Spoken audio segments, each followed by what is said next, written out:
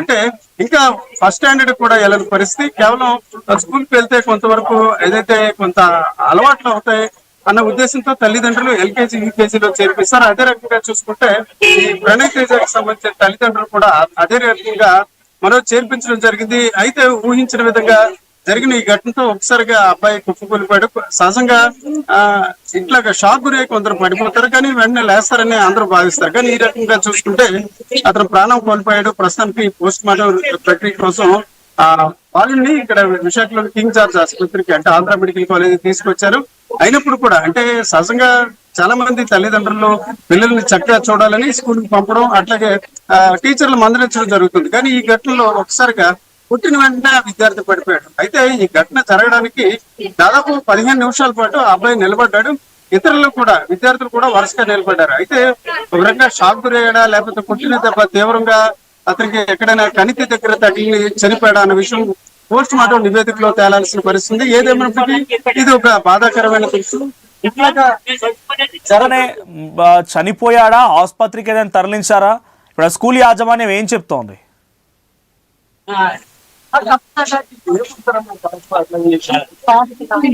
నానమ్మ గారు అమ్మాయి అంటే నేను చదువుకున్నాను, మీరు చదువుకున్నారు, టీచర్ పని మీద ఏమంటారమ్మా? సైలెంట్ గా ఉండమంటారు, ఏమనుకోకండి. ఇది చూడొచ్చు. ఒకసారిగా వాళ్ళ తల్లిదండ్రులు కూడా కొంత షాక్ గురయ్యారు. బంధువులు కూడా ఒక ఆవేదన వ్యక్తం చేస్తున్నారు. ఇట్లాంటి ఘటన జరగకూడదు, ఇలాగ ఎందుకు జరిగింది విషయం కూడా కొంత ఆవేదన వ్యక్తం చేస్తున్నారు. ఈ దశలో 1 టౌన్ పోలీసు కూడా కేసు నమోదు చేశారు. ప్రస్తుతం పోస్ట్ మార్టం ప్రక్రియ జరగడానికి కూడా ఏర్పాట్లు జరిగాయి. అయితే ఒక ప్రైవేట్ స్కూల్లో ఎల్కేజీ చదువుతున్న విద్యార్థి, ఆ విద్యార్థి కూడా సహజంగా ఉదయం వెళ్ళి సాయంత్రం వస్తారని తల్లిదండ్రులు అందరూ భావిస్తారు. కానీ ముక్కు పచ్చలారిన విద్యార్థి ఈ రకంగా స్కూల్కి వెళ్ళి సాయంత్రం హాయిగా నడుచుకుని నవ్వుకుంటూ రావాల్సిన విద్యార్థి ఈ రకంగా వికట జీవిగా మారడం వారి కుటుంబ సభ్యులే కాదు, ఈ దృశ్యాన్ని చూసిన ప్రతి వారు కూడా చాలా ఆవేదన వ్యక్తం చేస్తున్నారు. ఈ దశలో తల్లి మీరు చూడొచ్చు, మన విజువల్స్ చూసాం. ఈ ఘటన తెలిసిన వెంటనే ఇప్పుడు మెడికల్ కాలేజ్ దగ్గరికి, ఇక్కడ పోస్ట్ మార్టం దగ్గరికి వచ్చారు. అయితే వారంతా కూడా ఒకసారిగా షాక్ గురయ్యారు. ఆమె కూడా కుప్పకూలింది, మాట్లాడిన పరిస్థితి ఉంది. దీంతో ఆమెను కూడా సఫరీలు చేపెట్టి ఆమెను కూడా కొంత కోలుకునే రీతిన వారి కుటుంబ సభ్యులు కూడా ప్రయత్నాలు చేస్తున్నారు. మనోజ్, ఏదేమైనప్పటికీ ఇట్లాంటి ఘటన ఎక్కడా చోటు చేసుకోకూడదు. అట్లాగే ఒక చిన్నారి ఇట్లాగా ఒక 4.5 సంవత్సరాల వయసు ఉన్న విద్యార్థి ఈ రకంగా చనిపోవడం పట్ల అన్ని వర్గాలు కూడా బాధ వ్యక్తం చేయడం కాకుండా దానికి బాధ్యులపై పైన లిటిల్ గార్డెన్ స్కూల్ యాజమాన్యం ఏం చెప్తోంది? ప్రశ్నిస్తున్నారు. అట్లాగే దీనికి బాధ్యులైన కుసుమ అనే టీచర్, ఎవరైతే కొట్టారో ఆమె పేరు కుసుమ.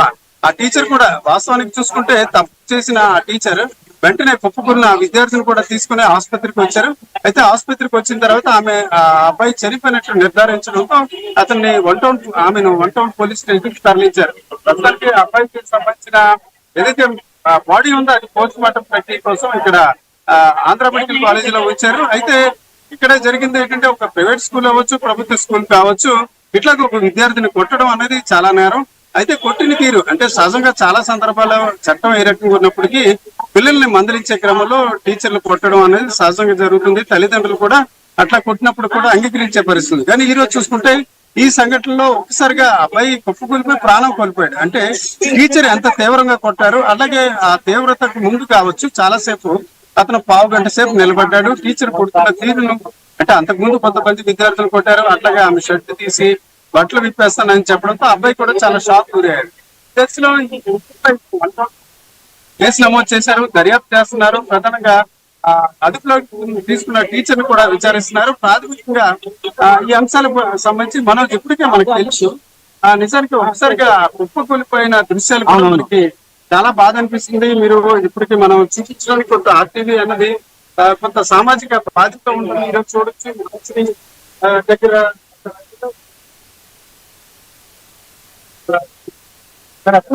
మీకులో ఉన్నారు. అతను కూడా వారిని విచారించే ప్రయత్నం చేస్తున్నారు.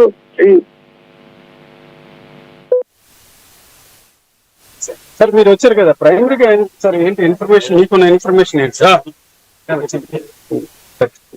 ఇప్పుడు వచ్చాను నాకు అదే వచ్చారు కానీ ప్రైమరీగా ఉన్న ఇన్ఫర్మేషన్ ఏంటి సార్? కేబుల్ మీరు వచ్చారంటే ఏదో ఒక ఇన్ఫర్మేషన్ ప్రాథమిక రావడానికి కారణం ఏంటి? నమస్కారం. చిన్నప్పుడు యాక్చువల్ గా స్కూల్ పేరు కూడా తెలియదు. ఇచ్చాను స్కూల్ అబ్బాయి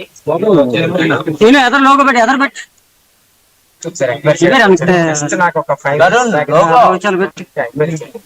సో ఏదైనా తెలిస్తే అంటే మీకేం సమాచారం వచ్చింది సార్ అసలు?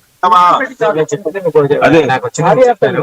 అదే ఒక 6 years అబ్బాయి స్కూల్లో కూడా సంథింగ్ లిటిల్ అని గార్డియన్స్ అని చెప్పారు. సో ఇప్పుడే తెలిసింది. మేము వేరే దీంట్లో ఉన్నాము, ఒక పక్కనే ఉన్నాం కాబట్టి వెంటనే రావడం జరిగింది. సో ఇంకా డీటెయిల్స్ ఏమి నాకు తెలియదు, గురించి నాకు ఇన్ఫర్మేషన్ కూడా నాకు.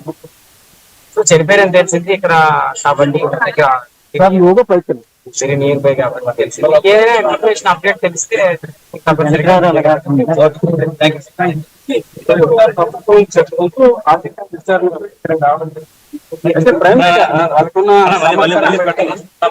సంఘటన ఎట్లా జరిగిందన్న విషయం ఆర్డీఓకి తెలియదని చెప్తున్నారు.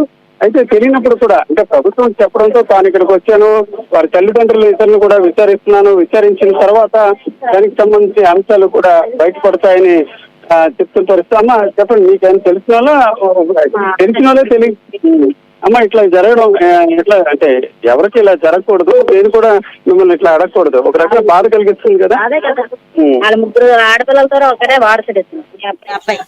4-5 సంవత్సరాల బాబు తల కొట్టడం అంతవరకు కరెక్ట్ కాదు. వారికి వామర్కి రాయలేదంటే మామూలుగా చెప్పాలి, పేరెంట్స్ కి ఇంప్లిమెంట్ చెయ్యాలి. అంత వామర్కులు ఇవ్వడం కరెక్ట్ కాదు, రాయలేదని కొట్టడం కూడా కరెక్ట్ కాదు. ఏమి చేయాలని బాబు ఎలా చిందుతుందో చెప్పండి. అంటే సీసీ ఫుటేజ్ లో చూశారు కదా, కొట్టడంతో ఆ ఒళ్ళోనే పడిపోయి నీళ్ళు పట్టడం చదువుకున్నప్పుడు. Thank you Ramachandra Rao.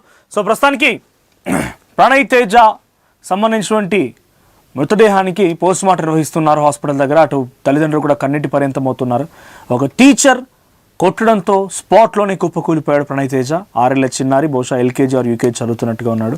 సో రోజులాగానే ఈరోజు కూడా చక్కగా మంచిగా టై బెల్ట్ బ్యాగ్ పట్టుకొని స్కూల్కి వెళ్ళాడు. సాయంత్రానికి తిరిగి వస్తాడు కదా అని ఆశించినట్టు ఆ తల్లిదండ్రులకి ఆ బాబు చివరిగా ఒక విగత జీవిగా కనిపించడంతో కన్నీటి పర్యంతమవుతూ హాస్పిటల్ ముందు కన్నీటి పర్యంతమవుతున్నారు, గుండెలు పగిలి ఏడుస్తున్నారు. అయితే టీచర్ నిర్వాహకం ఇక్కడ కొంత చర్చకు దారితీస్తోంది. సో కొట్టడం, షర్ట్ విప్తానని చెప్పడంతో కుప్పకూలిపాడు. మరి ఏం జరిగింది?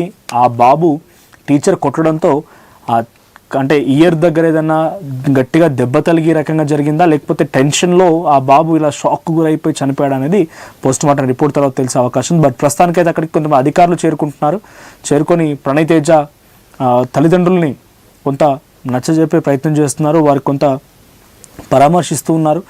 మరి ప్రణయ్ తేజ మృతికి డైరెక్ట్గా ఆ టీచర్ అండ్ స్కూల్ యాజమాన్యమే కారణము అంటూ ఆ టీచర్ కఠినంగా శిక్షించాలంటూ డిమాండ్లు వినిపిస్తూ ఉన్నాయి. ముందు చెప్పేసి ఆ టీచర్ ముందు లాగి నేను బట్టలు సినిమా కొట్టే ఒళ్ళ